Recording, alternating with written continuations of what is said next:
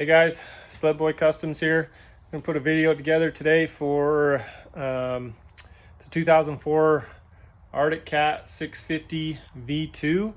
It's got a belt light and also it's into a limp mode. So if you look here at the dash, you can see it's got a belt light here flashing, which tells you that there's a problem with the belt. This is like a centrifugal drive clutch system. And if you start this, I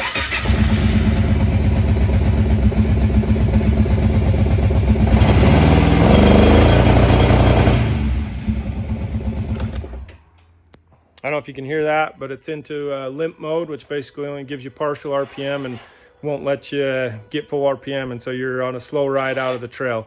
So I'm going to show you how to bypass this permanently so this doesn't happen. It's a common problem with Kawasaki Baiu, which is basically the sister model to these.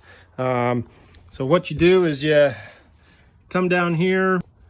So you're going to come down here, and depending on the model, there'll be two connectors right here by the clutch cover and this actuator here. There's a 4-pin connector, looks like that, and then a 2-pin connector.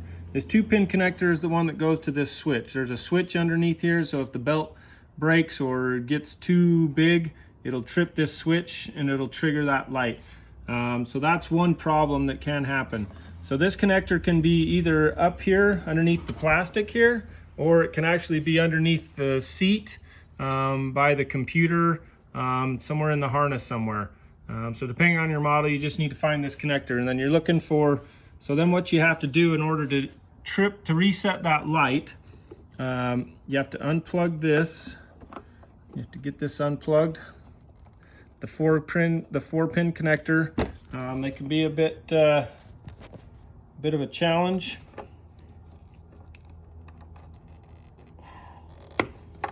And then unplug the 2-pin connector, both. So have those unplugged, and then you're going to go to this the male connector with it's actually female pins, but it's the male side of the connector, and there's a little notch on this side which locks into this other end of the connector. So you're going to look at that side, and you're going to find it's orange and blue, or orange and green, and a gray wire.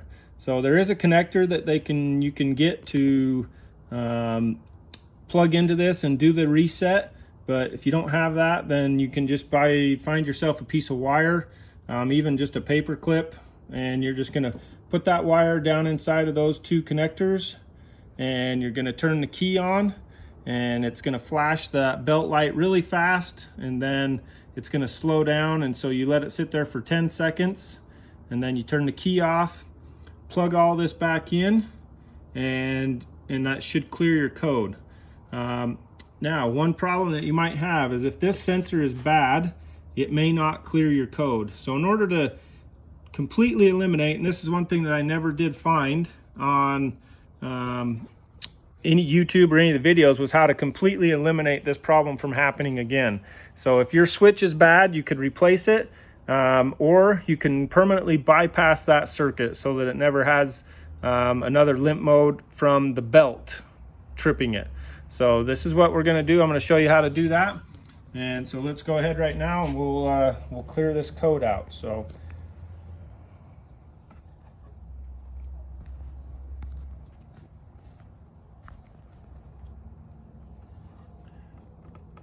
take your jumper wire and just shove it down in there the best that you can. So we got our jumper wire in there, and you're going to turn the key on. See that light was flashing super fast, now it's going super slow. So just count to 10 seconds.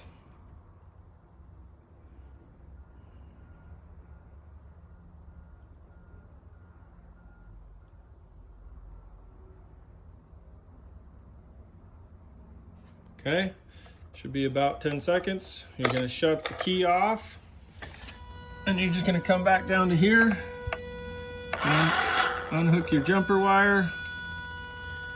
You're going to plug this connector back together.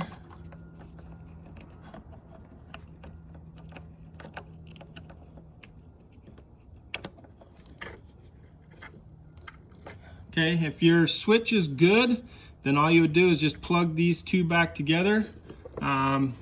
If you want to bypass it permanently and you don't ever want this switch to work again, or to put you into limp mode in case the belt stretches, or even if the belt breaks, you're going to be down anyway. So really this thing is doing nothing to help you other than cause you a problem if it accidentally pops up and hits the switch down inside here.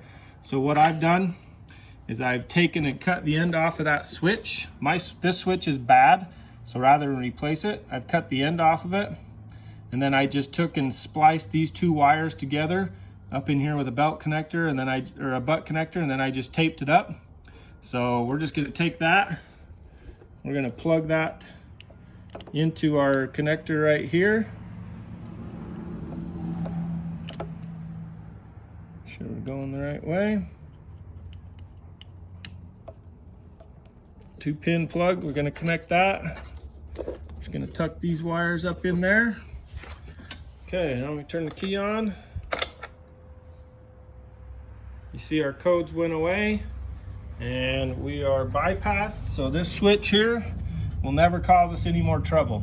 So if you have that issue with an Arctic Cat 650 or the Prairie 2-cylinder Prairies, that's one way to bypass that switch permanently and you eliminate that issue.